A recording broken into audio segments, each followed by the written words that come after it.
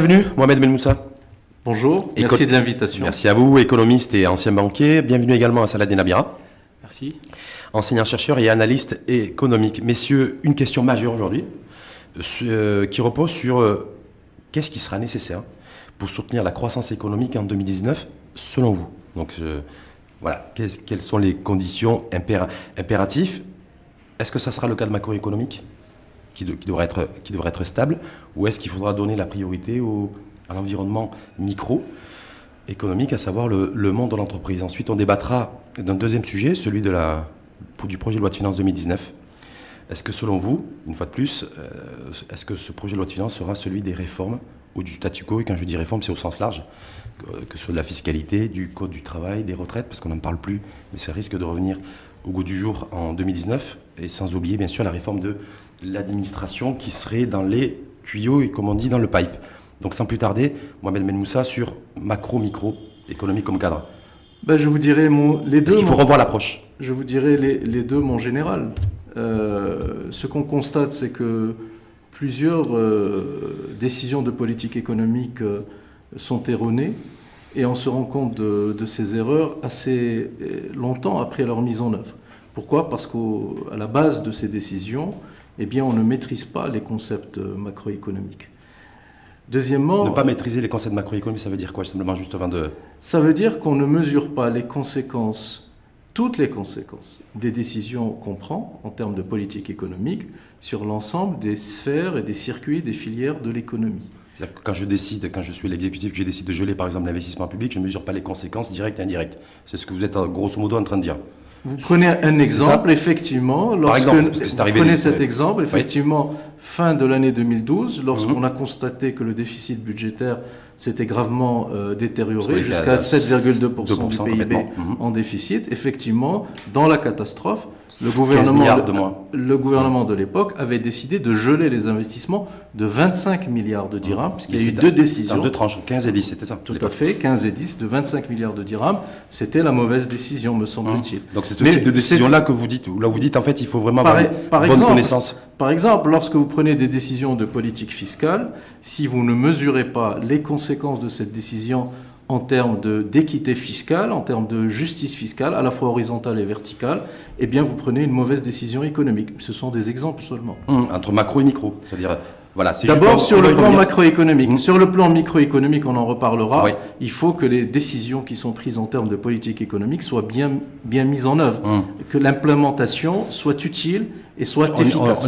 On reviendra dans le détail là-dessus. Saladin Abira. Est-ce qu'il faut, selon vous, changer d'approche aujourd'hui?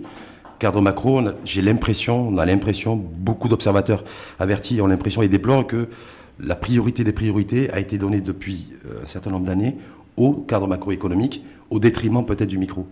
En fait, la problématique est une problématique de cohérence, parce que personne ne s'opposera à la gestion actuelle, c'est-à-dire gérer les équilibres macroéconomiques, assurer donc la stabilité de l'économie, donc déficit budgétaire, inflation, tout le monde est d'accord sur ça. Mais après, quelle est la cohérence et la cohésion avec la vision qu'on veut donner à l'économie et l'impulsion qu'on voudrait donner à l'économie marocaine? C'est là où il y a le vrai problème.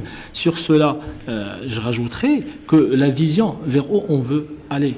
Maintenant, sur quel horizon? La situation qui était citée tout à l'heure, c'est-à-dire la situation au niveau du gouvernement Belfassi, où justement il y a eu une détérioration du déficit budgétaire, mais quand on met ça en perspective avec la stabilité sociale, avec le risque qu'encourait le Maroc à cette époque-là. Là, je rajoute pour rappeler, c'était fin 2010, 2011. Exactement. C'était plutôt le gouvernement c'était fin 2012. Il y a eu le passage de relais stable. Le coût du déficit budgétaire n'avait aucun sens à cette époque-là. Le contexte faisait que d'abord, il fallait assurer cette stabilité. Donc quand on voit là où on veut aller, aujourd'hui, la problématique, c'est une problématique de relance. Maintenant, est-ce qu'il faudrait détériorer peut-être les recettes fiscales pour impulser donc une relance économique? C'est par rapport à ça qu'il faudrait réfléchir. Le problème qu'on a aujourd'hui au Maroc, c'est qu'on reste très lié aux chiffres, très lié aux agrégats, et qu'on a l'impression que... Mais pourquoi ça? Voilà, parce que tous les ministres qui se sont relayés, leur objectif principal, et c'est là où il y a la transition politique qu'on va différer avec la discussion, c'est que tous les ministres aujourd'hui des Finances qui se sont relayés les dernières années, leur objectif c'est quoi? C'est de tenir bien leur mandat. À un certain moment, quoi que les objectifs affichés, c'est d'exécuter la politique économique, mais à un certain moment, c'est de tenir leur mandat, de ne pas voir se dégrader un certain nombre d'agrégats et de dire, voilà, j'étais cohérent, déficit budgétaire à 3%, inflation maîtrisée à 2%. Je donnerai un exemple. En tournant le dos au monde économique, au monde de l'entreprise, c'est ce qu'on veut dire. Exactement. Alors, je cite oui. une situation pour illustrer cela. Prenons, tout le monde parle d'encourager l'investissement, relancer l'économie, donner du crédit aux entreprises. Redonner du pouvoir d'achat sur la la politique population. Monétaire et ce qui se fait à Banque Maghreb, c'est tout à fait le contraire. Aujourd'hui, il y a laissé aller au niveau des banques. On voit l'évolution des commissions bancaires au niveau du PNB des différentes banques qui les poussent à élargir en termes de on va aller là-dessus sur le coût aussi de l'argent parce que le coût directeur bancaire a baissé, pour autant l'investissement a baissé. Mais sur Mohamed Ben Moussa, sur cette dimension macro aujourd'hui, dans le contexte dans lequel nous sommes, est-ce que vous partagez le point de vue de Salah Amira qui dit voilà, jusqu'à présent, en fait, c'était fixation sur les agrégats économiques de la part des ministres de l'économie et des finances qui se sont succédés en tournant le dos à l'entreprise et au tissu productif. Est-ce que c'est un point de vue que vous partagez ? En fait, la politique économique qui est menée par les différents gouvernements successifs, c'est une politique économique sous contrainte, sous pression. Sous contrainte endogène par rapport aux enjeux des déséquilibres économiques, financiers, sociaux de notre pays, sous contrainte exogène par rapport à nos bailleurs de fonds et par rapport aux agences de rating et par rapport également aux grandes institutions internationales qui, je vais dire, sont un peu les marraines des politiques menées depuis quelques décennies dans notre pays. Je pense notamment à la Banque mondiale et au Fonds monétaire international. Les politiques, qu'elles soient monétaires ou économiques, les deux ? Oui, ouais. Oui. Parce que les dimensions financières et non pas monétaires, les dimensions financières ont malheureusement pris le dessus sur les considérations de politique économique et de politique sociale. Donc je disais, pourquoi est-ce qu'on privilégie ces équilibres, non pas macroéconomiques, mais je dirais des équilibres financiers et des équilibres comptables de nos finances publiques, parce que nous avons cette double contrainte, endogène, exogène, je viens d'en parler, mais aussi parce que nous avons des décideurs qui ne sont pas en capacité de changer le paradigme, de changer les bases sur lesquelles la politique économique est pensée et mise en œuvre. Et c'est tout l'enjeu. Le Maroc a cruellement besoin aujourd'hui d'une classe politique qui est en mesure de changer de paradigme. Et si nous ne le faisons pas, nous ne réussirons pas ce que Sa Majesté appelle de ses voeux, c'est-à-dire la transformation du modèle de développement économique et social. Et de croissance inclusive, mais simplement juste de faire agir, de me dire, voilà, est-ce que aujourd'hui vous considérez l'un et l'autre que le temps est donné, la priorité doit être donnée au côté micro, quitte à laisser, à fermer un œil sur le cadre macro? Moi, c'est juste ma question. Non, moi je ne vois pas les choses. Voilà, est venu ou pas? Depuis longtemps déjà, sauf que oui. Moi je ne mets pas, je ne pose pas le problème en ces termes, je ne considère pas qu'il y a un antagonisme ou une opposition entre les équilibres macroéconomiques et les impératifs microéconomiques. Parce que dans les équilibres macroéconomiques, je ne mets pas simplement l'équilibre comptable des finances publiques, mais je mets aussi les autres équilibres de nature économique, industrielle, sociale, culturelle. Donc pour moi, ce sont des équilibres qui sont tout à fait fondamentaux et qui doivent guider les choix de politique économique du gouvernement. Oui, ça n'a bien. Je pose cette question parce que je crois savoir aussi, je parle sous votre couvert, que notre croissance économique repose essentiellement sur la commande publique et l'investissement de l'État. Donc c'est pour ça que je dis... Malheureusement. Voilà, heureusement ou malheureusement. Donc du coup, est-ce qu'en fermant un œil sur les déficits budgétaires, par exemple, ça permet aussi de donner un peu d'oxygène aux entreprises ou pas? Voilà, il ne faut pas fermer l'œil sur les déficits budgétaires, mais il faut accepter des déficits sains, des déficits qui construisent l'avenir. Autrement dit, des déficits publics motivés par des investissements publics dans les métiers de l'avenir. Ça l'a dit bien. Exactement. Je pense que le point intéressant, ce qui a été cité par Sibou Moussa, c'est ce changement de paradigme et ce courage politique et de rupture. Parce que les contraintes endogènes et exogènes, on les a subies. Toutes les économies du monde sont confrontées exactement. à Le Maroc, je parle de pays de la région. Je parle au Rwanda, je pense à l'Éthiopie, je pense au Kenya. Vous savez, l'Espagne, le Portugal, exactement. La France, ils sont soumis aux mêmes règles. Exactement. Mais ils ont fait acte de décisions courageuses qui ont provoquer l'effet de rupture nécessaire et surtout l'effet de décollage et de relance. C'est ce qu'on n'arrive pas à faire au Maroc. Le problème n'est pas tant la priorisation du micro par rapport au cadre macro, parce que ça doit couler de source. C'est-à-dire le cadre macro doit préparer les conditions sur le plan fiscal, sur le plan de relance, d'encouragement politique, d'encouragement d'investissement, politique, etc., de préparer le cadre pour l'entreprise. Mais ce qui manque ici aujourd'hui, je pense, le nœud, on est en train de le toucher, c'est ce courage, cette approche volontariste d'aller d'agir d'aller vers l'avant. Voilà, on continue Mais à... est-ce que vous, Salani Lamira, vous considérez, on l'a un petit peu évoqué tout à l'heure avec Mohamed Ben Moussa, que là, le temps est venu aussi peut-être de prendre des risques, cette culture du risque aussi qui doit être partie prenante et intégrée au sein du personnel politique, de dire voilà, je vais laisser filer quelque part le déficit budgétaire, je vais mettre un peu de côté le cadre macro, parce que je dois bosser pour l'économie et parce qu'on doit relancer l'offre en termes de modèle via l'entreprise. Exactement. Pour arriver à cela, il faut préparer les conditions. Et les conditions, c'est d'abord la transition démocratique. Parce qu'aujourd'hui, ces ministres et ces gouvernements n'ont pas toutes les latitudes. Ils n'ont pas tout le pouvoir de pouvoir décider de prendre ce genre de décision. Ça, c'est une chose sur le profil des partis. Non, mais c'est non, important. Je n'ai pas dit que c'était pas important, mais je veux dire, vous, si vous étiez là, qu'est-ce que vous souhaiteriez qu'il soit fait macro, micro, pour basculer dans la situation dans laquelle on est? C'est ceux qui vous écoutent, qui sont attentifs à vos propos, se dire voilà, aujourd'hui, il y a une catégorie de personnes, hommes d'affaires ou économistes, qui disent voilà, aujourd'hui, il faut laisser filer le déficit budgétaire. La règle des 3% pour le déficit budgétaire, c'est une bêtise, et le Maroc ne doit pas s'offrir ça. Alors, par exemple, je prends aussi un cas pour illustrer un peu la situation. Aujourd'hui, le ministre des Finances, tout le monde parle qu'il faudra aller chercher des finances supplémentaires pour pouvoir financer justement cet engagement social. Il faut des ressources financières supplémentaires nouvelles. d'ailleurs. Ce qui s'est passé par exemple à côté en Espagne, qu'est-ce qu'on a fait? On a taxé les banques avec une taxe spéciale. Oui. Ça, c'est une décision courageuse parce qu'on voit aujourd'hui, dans le contexte marocain, avec toutes les contraintes endogènes et exogènes citées par mon collègue, on voit que les banques continuent à avoir des résultats qui évoluent dans des conditions vraiment des fois insolentes par rapport à la situation économique du pays. Est-ce que le ministre aujourd'hui aura le courage de prendre telle décision? On a vu aussi, pour financer justement les secteurs sociaux, un certain glissement qui s'est opéré dans le secteur des hydrocarbures. Est-ce qu'aujourd'hui, le ministre des Finances et le gouvernement... Non, mais moi je parle de l'État, cadre macro-micro. Se dire voilà, aujourd'hui, est-ce que là, se dire voilà, je laisse filer le déficit budgétaire pour pouvoir relancer aussi mon économie et peut-être créer un peu plus de richesse. Est-ce que ça, par exemple, est-ce que c'est le déficit commercial? Parce qu'on stagne toujours entre 185 et 200 milliards de dirhams. Le déficit, c'est un déficit aussi structurel aussi. Donc voilà, donc ça, on est sur le cadre macro.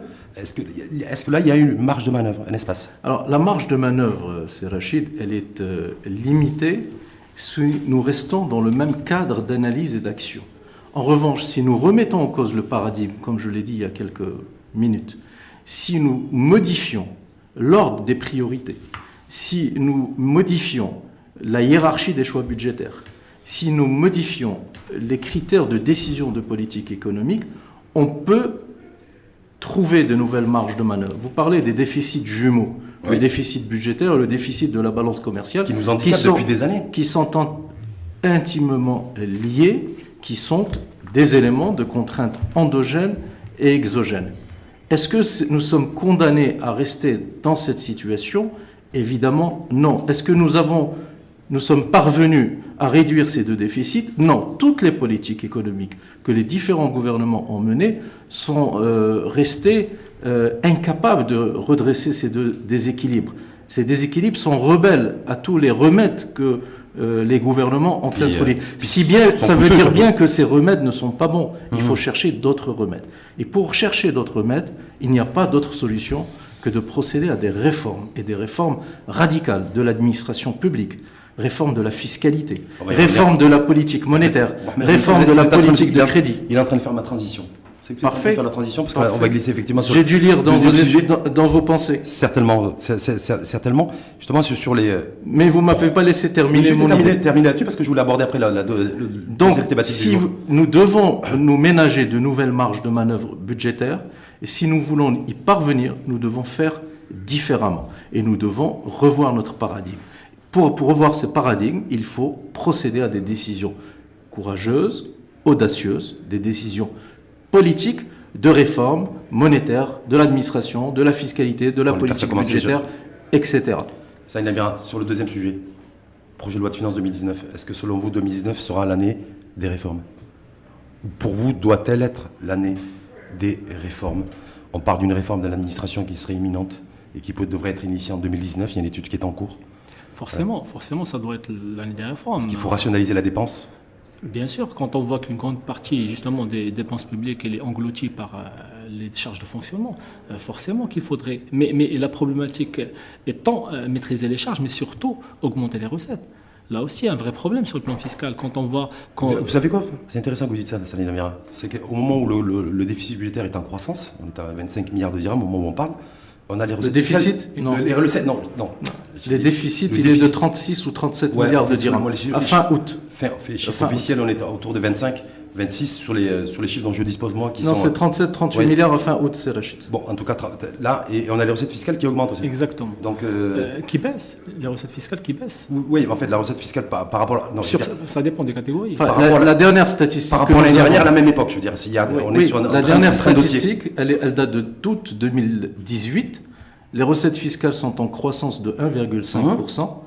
En revanche, les recettes de l'IS sont en baisse de 8,2% pour avoir la précision statistique. Et qui ont été compensées par justement le redressement de l'IR. Et ça résume tout. Vous savez, rien que ces deux chiffres-là permettent de comprendre pourquoi ça ne fonctionne plus, pourquoi ça n'avance plus. Donc vous avez les entreprises qui sont censées contribuer plus et davantage, qui bénéficient de largesse. On sait tous l'économie informelle, on sait tous l'évasion fiscale qui existe au Maroc.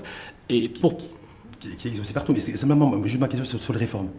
Est-ce que là, parce qu'on est pris par le temps, est-ce que pour vous, 2019 sera l'année des réformes? Est-ce que ça commence par la réforme de l'administration, des réformes aussi budgétaires, parce qu'on l'a abordé en première partie? Voilà. Est-ce que pour vous, c'est nécessaire aussi pour redistribuer un petit peu aussi le gâteau et les financements? C'est plus que nécessaire, parce que quand j'ai parlé tout à l'heure qu'il faudrait relancer les recettes, c'est-à-dire orienter l'économie d'une économie qui est donc drivée par la demande intérieure vers une économie drivée par la demande extérieure. Et là, il faudrait pouvoir pousser et pouvoir relancer les secteurs exportateurs. Aujourd'hui, on n'arrive pas avec les politiques sectorielles, ils ont atteint leurs limites. On a encouragé l'automobile, on a encouragé l'aérospatial, on a encouragé un certain nombre de secteurs, mais on n'arrive pas justement à créer cet effet de... Pour y arriver. Pour y arriver... Donc, un encouragement avec l'État, donc l'État doit avoir les moyens. Et pour que l'État ait les moyens de le faire, il faut qu'il arrive à rationaliser ses dépenses. Vous êtes d'accord avec moi? Alors, ce schéma un peu réducteur. Pour y arriver, la réforme la plus importante, c'est celle de l'éducation. Parce qu'aujourd'hui, le problème aussi de notre économie, c'est qu'on ne trouve pas les ressources nécessaires. Aujourd'hui, le relais de croissance au niveau mondial, c'est l'économie du savoir et de la connaissance. Et on n'a pas les ressources pour justement pouvoir prendre cette vague-là. Donc, la première réforme la plus importante, c'est celle de l'école. Après, bien sûr, il faut réformer l'administration et réformer le cadre fiscal. On ne peut plus tolérer aujourd'hui que les entreprises ne paient pas d'impôts. On ne peut plus tolérer ça. L'élargissement de l'IS, c'est pas Exactement. Oui, Mohamed Benmoussa, sur les réformes pour vous, est-ce que tout à l'heure je vous disais une ou des réformes prioritaires pour 2019? Peut-être une idée un peu globale. Oui. Tout à l'heure je vous disais que les problématiques macroéconomiques devaient être traitées en même temps que les problématiques microéconomiques. Elles sont interliées, interdépendantes et on ne peut pas faire de dichotomie entre ces deux dimensions. De la même manière, en termes de réforme, il faut avoir une politique à multiples détentes. À la fois une vision stratégique de long terme qui transcende les clivages politiques, qui transcende les échéances électorales et les colorations gouvernementales, avec une vision de long terme qui est incarnée par les choix stratégiques qui sont pris notamment au Conseil des ministres, présidé par Sa Majesté le Roi. Et en même temps avoir des objectifs à court et moyen terme, ce qu'appellent les anglo-saxons les quick wins. Donc nous devons avoir cette politique à multiples détentes, à long terme, à moyen terme et à court terme. Pour ce qui concerne les objectifs et les réformes de long terme, l'éducation est une illustration de ces réformes de long terme. Sur le cycle long et le retour sur investissement, ça nécessite au minimum une génération, voire 2 générations. Mais en même temps, nous avons des impératifs de court terme. Et c'est là où il faut prendre des décisions de réforme qui sont des décisions qui ne sont pas neutres, qui sont courageuses, qui impliquent de prendre des risques. C'est pour ça que nous avons besoin d'un personnel politique qui est prêt à engager sa responsabilité, à engager des réformes, à prendre des risques, un débat sur le personnel politique et à remettre leurs fonctions à la lumière des résultats de leur politique de réforme. Lorsque vous êtes dans une gestion d'intendance, lorsque vous êtes dans une gestion courante, vous ne prenez pas de risques et vous ne transformez pas et vous avez très peu de résultats. Je pense sur 2019 réforme. Je pense que je prendrais plus les quick wins que les réformes à long terme parce que moi j'aime pas ce terme-là parce que ça permet de fuir, ça permet de se cacher derrière un horizon de temps. Il y a certains Derrière pays, l'horloge temps, exactement. Il y a certains pays. Les réformes de long terme, il faut ouais. les mener. Ouais, mais, Je dis simplement que le retour sur investissement mais pas prend du forcément temps. attendre une J'ai génération. pris l'exemple de Pour moi, l'éducation. si vous permettez, pour moi, l'éducation, on n'est pas obligé d'attendre 30 ans pour avoir un retour sur investissement parce qu'il y a des expériences qui ont pu avancer et réussir sur des horizons. Mais je veux pas qu'on se remette dans le débat. Non, mais c'est intéressant. mais le plus important Ouais. pour moi, la vraie réforme qu'il faudrait mettre et que, quel que soit justement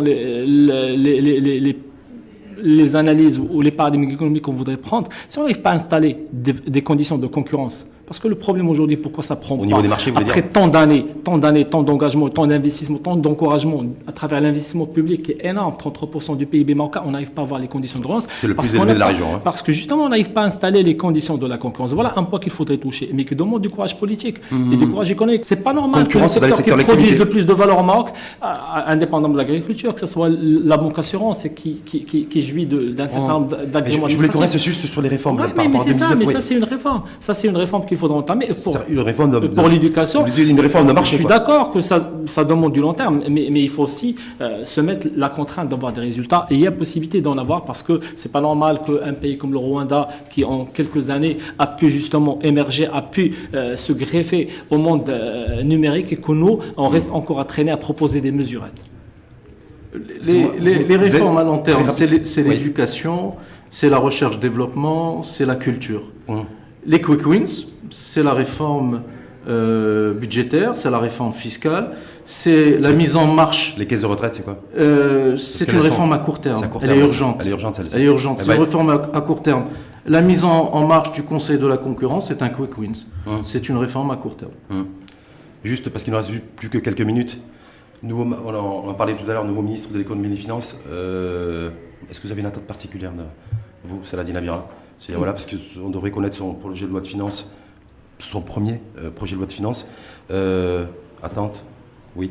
Quoi? Attente particulière, c'est que sa réflexion soit justement en cohésion avec ce qu'on est en train de dire, qu'il y ait une pensée à une réforme éducative, qu'il y ait une pensée à justement à créer les conditions d'une concurrence saine et qu'il y ait une pensée à avoir aussi le courage d'aller chercher des recettes. Moins d'impôts, plus d'impôts? En fait, moins d'impôts dans l'absolu, moins de pression fiscale, mais plus d'impôts en termes de recettes. Parce que moi, je sors un chiffre qui à chaque fois vraiment me fait mal, c'est quand on voit dans les prévisions de la finance, on prévoit les recettes IS autour de 30 à 35 milliards de dirhams, et seulement les recettes générées du contrôle fiscal à 10-12 milliards de dirhams. C'est-à-dire que quelque part, on admet qu'en contrôlant 2000 entreprises, on va chercher presque le tiers de la recette ordinaire de l'IS. Et quelque part, mais il faut agir. Moins d'impôts, je veux dire, de consommation locale sur la TVA. Est-ce que c'est ça? Parce qu'on a toujours le modèle qui repose sur la demande intérieure. Donc surtout ménager un peu les ménages, parce qu'aujourd'hui, il y a trop de pression sur les ménages et moins de pression sur les entreprises. La recette de l'IS est de 49 milliards de dirhams et celle de la TVA est de 82 milliards de dirhams précisément. Alors, qu'est-ce qu'il faut attendre du ministre de l'économie et des finances? Est-ce que vous avez une attente particulière? Pardon? Est-ce que vous avez des attentes particulières? Moi, j'ai des attentes. Le ministre en personne, non, parce que. Je parle de la personne, je parle de voilà, en termes d'action. Hein. Non, parce que pour la personne déjà, je n'ai jamais rien lu de Sibn Chaboun. Je ne sais pas quelles sont ses idées de politique économique, donc je n'ai pas d'avis. Je verrai la loi de finances, le projet de loi de finances 2019 avant d'avoir une opinion. Ce que j'attends du gouvernement, c'est, comment dirais-je, il y a une multitude de décisions à prendre, de réformes, et en extrême urgence. Elles ne sont pas prises malheureusement par tous les gouvernements successifs depuis quelques années. Mais ce que j'attendrai, moi, c'est de rétablir la confiance. C'est le dénominateur commun.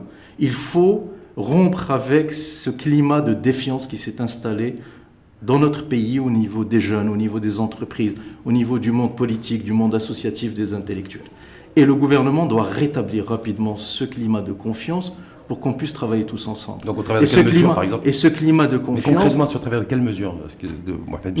Vous savez, si le climat de confiance, effectivement, c'est nécessaire, c'est un préalable, mais ça reste... Si une seule mesure pouvait rétablir ce climat de confiance, ça se saurait et ça serait facile. Non, mais est-ce que vous avez une attente particulière sur les... C'est une multitude de décisions qui doivent être prises pour rétablir cette confiance. Il y a une série de mesures. Réformer la politique de crédit des banques contribue à rétablir la confiance. Réformer la fiscalité et introduire plus d'équité et de justice fiscale, ça rétablit la confiance. réformer l'administration et faire en sorte que l'administration soit plus transparente et plus efficiente, ça contribue à rétablir la confiance. Protéger l'entreprise des affres du droit du travail, donner de la sécurité aux chefs d'entreprise, ça rétablit la confiance. Vous voyez bien qu'il y a une série de mesures. Et la protection des travailleurs, des salariés, non?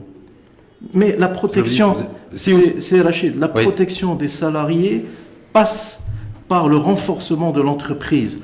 Croire que les salariés vont être protégés par un droit fictif qui n'est pas d'application, c'est méconnaître la réalité de l'économie et c'est mentir aux salariés. En fait, ce qu'il faudrait faire, ce n'est pas protéger les emplois, mais protéger les salariés. Ce qui veut dire accepter le fonctionnement de l'économie avec ce principe de destruction-création d'emplois qui a été inventé à la fin du 19e siècle par Joseph Schumpeter. C'est une théorie économique qui est d'actualité aujourd'hui et qui est de plus en plus d'actualité.